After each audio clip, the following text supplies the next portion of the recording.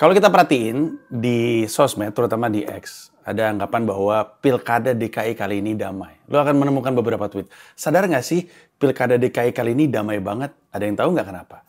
Ada lagi yang bilang, sadar nggak sih kalau misalkan Pilkada DKI kali ini enak banget, tenang banget, sejuk banget? Kira-kira kenapa ya gitu? Nah, di Sila kali ini akan kita bahas.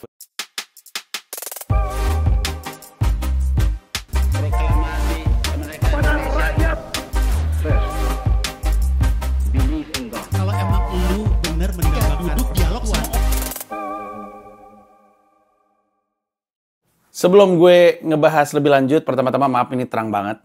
Karena gue menghadap jendela. Kalau gue mundur gini. Nah, kan nggak enak. Terus yang kedua, gue mengingatkan sekali lagi bahwa Mensrea, stand up comedy special gue yang ngebahas politik, itu akan jalan April sampai Agustus 2025. Banyak yang mempertanyakan soal tiket yang habis dan minta ditambahin. Tiketnya yang habis itu periode early bird, alias periode Bongso Yudan. Habis ludes. Yang kebanyakan orang nggak tahu atau mungkin lalai untuk sadar adalah bahwa masih akan ada tiketnya dan yang Jakarta akan dibuka 10 Januari di periode pre-sale. Terus yang 10 kota lain langsung ke harga normal, periode normal di 10 Februari. Jadi tiket masih ada, cek infonya di mensrea.id. Oke. Memang betul, kalau misalnya kita perhatiin, pilkada yang sekarang tuh nggak ada konflik. Sosmed tuh nggak tajam. Kalau Pilkada DKI yang sebelumnya dan sebelumnya lagi itu kayaknya tajam banget. Tapi terutama yang 2017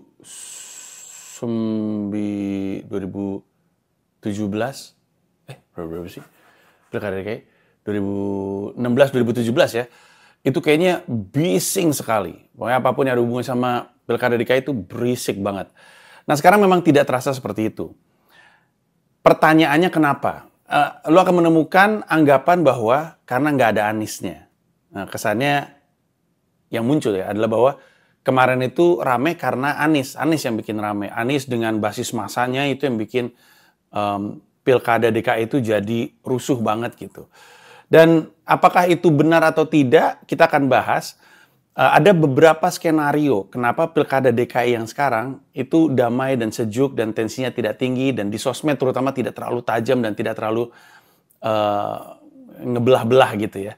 Yang pertama, gue rasa secara objektif kita bisa memasukkan nggak ada Anies ke dalam alasannya. Nggak ada Anies itu bisa beberapa kemungkinan ya. Misalkan gini, nggak ada Anies karena asumsinya adalah basis masanya itu ekstrim kanan yang banyak bikin rusuh lah. Kalau kita ingat 2017-2016, FPI yang sekarang sudah almarhum sebagai organisasi udah bubar. FPI itu merapat ke Anies. Lebih tepatnya Anies yang nyamperin misalnya dia pivot gitu. Kayak basket. Satu kaki dari yang ada di tengah kan dia kan moderat ya. Tiba-tiba pivot tas. Kaki kanan masuk ke kubu kanan gitu ya. Dan membawa masuk banyak basis massa dan akhirnya tajam. Akhirnya berisik dan rusuh. Kita let's entertain the possibility that might happen. Trying to be objective here. Bisa jadi itu. Bisa jadi karena nggak ada Anies dan itu berarti nggak ada basis massa ekstrim kanan yang sangat radikal dalam pendekatannya. Bisa jadi. Mari kita anggap itu adalah kemungkinan. Karena orang-orang yang menganggap opsi satu atau kemungkinan satu ini adalah kemungkinan terbesarnya, pasti akan juga menggunakan Pilpres kemarin sebagai bukti. Karena kemarin ada Aniesnya dan sama rusuhnya juga. Kemungkinan kedua, nggak ada. Kemungkinan kedua adalah tidak ada perseteruan agamanya. Artinya, Pilkada kali ini damai bukan karena nggak ada Anies dan bukan karena nggak ada Pak BTP, tapi karena nggak ada calon yang minoritas. Artinya bisa jadi kalaupun bukan Anies masa itu, tetap aja akan tajam, tetap aja akan penuh dengan ngebelah-belah. Karena orang akan selalu merasa yang minoritas ini lagi ditindas sama yang mayoritas. Dan yang mayoritas ini lagi berusaha untuk dikuasai sama yang minoritas. Ada anggapan kayak gitu. Sehingga yang membuat Pilkada DKI sekarang ini damai sekali adalah karena nggak ada konflik agama yang dihajar-hajarin. Jadi bukan ada urusannya sama Anies, bukan ada urusannya Pak BTP, tapi urusannya sama konflik agama. Atau kemungkinan ketiga, bahwa Pilkada DKI sekarang itu damai, adalah karena Pilkada DKI yang sekarang udah janjian. Udah janjian yang berarti jelaslah nggak ada konflik di antara 3 calon ini. Karena A yang satu dipercaya oleh banyak orang adalah calon bayangan, gitu. Jadi cuma ditaruh di situ untuk ngerusuhin aja. Yang 2, siapapun yang menang, ujung-ujungnya afiliasinya adalah kepada Pak Jokowi. Karena RK adalah pilihannya Pak Jokowi, Pak Pramono Anung adalah orangnya Jokowi. Ya jelas aja nggak ada konflik. Karena nggak masalah siapa yang menang. Ujung-ujungnya ya punya satu orang. Kayak ini aneh ya, tapi kepala gue kepikirannya kayak factory outlet di Bandung. Ada banyak banget factory outlet di Bandung kan. Mereka nggak benar-benar bersaing dengan tajam karena ujung-ujungnya yang punya satu. Saya kenal sama orangnya, Pak Peri. Apa kabar Pak Peri? Nggak tahu masih punya Pak Peri atau enggak. Tapi ya jelas nggak perlu ngapain kita ngotot banget. Nggak perlu gitu. Dan kelihatan sekali di debat yang kemarin itu, kayaknya strateginya adalah udah biarin aja dia rame. Kita nanya sesuatu yang akan bikin dia rame. Dan kita jadi kelihatan bagus. Kelihatan bagus karena yang ini sekali gitu. Jadi itu adalah kemungkinan ketiganya. Tidak tajam karena tidak perlu tajam karena mereka tidak benar-benar bertarung. Jadi kayak pertandingan eksibisi. Pertandingan eksibisi kan ya ngapain terlalu eksplosif gitu pertarungannya kan, eksibisi gitu. Kayaknya itu julukan. Banyak orang akan menjuluki Pilkada DKI 2024 adalah Pilkada DKI eksibisi gitu. Eksibisi Pilkada DKI. Lucu banget ya. Pertandingan eksibisi di doang gitu. Kayak tanding basket lawan Happy Ballers. Jadi Happy Ballers tim gue kan tim lawak gitu. Jadi banyak ngelawaknya, ada gue, ada Ujo, ada Yosi, ada Augie gitu-gitu. Lawak. Itu adalah kemungkinan yang ketiga. Kemungkinan yang keempat, kenapa nggak tajam di sosmed? Karena mereka, kedua belah pihak yang bertarung, kecuali yang ini kan kayak kartu joker ya. Kedua orang yang bertarung ini membutuhkan suara pendukung Anies. Jadi kalau lu sadari berapa minggu ke belakang, walaupun Anies gak ikutan, Anies tuh serangannya cukup tinggi. Ada serangannya, dan serangan terhadap Anies juga kena ke gue. Kalau lu lihat di sosmed gue, ada yang terus aja mendiskreditkan Anies. Cukup padat, dan sekarang udah berkurang jauh sekali kalau lu menyadari di TikTok, di Instagram, dan segala macamnya. Berkurang jauh sekali, dan ini bukan kaitannya karena gue ngekritik Prabowo Gibran.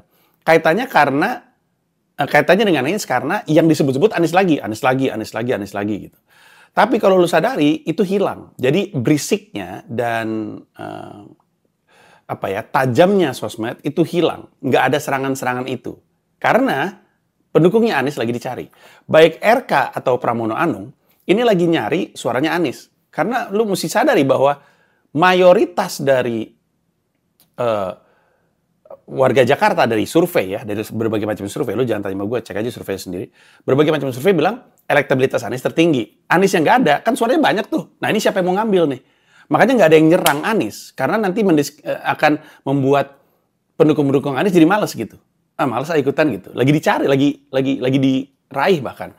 Kedua belah pihak ini sama-sama mendapatkan dukungan dari basis pendukung Anies. Pramono mendapatkan dukungan dari pendukung Anies. RK juga mendapatkan dukungan dari pendukung Anies. Nggak tahu pendukung Anies beneran atau pendukung Anies ya, tapi itulah yang terjadi. Itulah juga salah satu alasan kenapa sosmednya tidak terlalu tajam belakangan ini. Bagaimanapun, sebenarnya yang paling penting itu adalah bukan tenang atau nggak tenang, rusuh atau hening. Bukan itu yang harusnya jadi fokus. Yang harusnya jadi fokus itu program.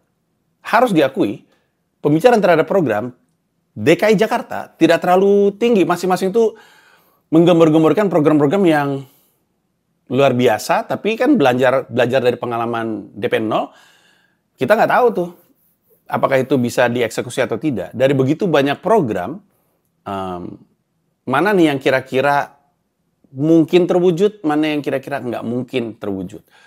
Warga Jakarta makin kesini kan makin pintar untuk mengukur kemungkinan-kemungkinan. Berangkat dari pengalaman sebelum-sebelumnya.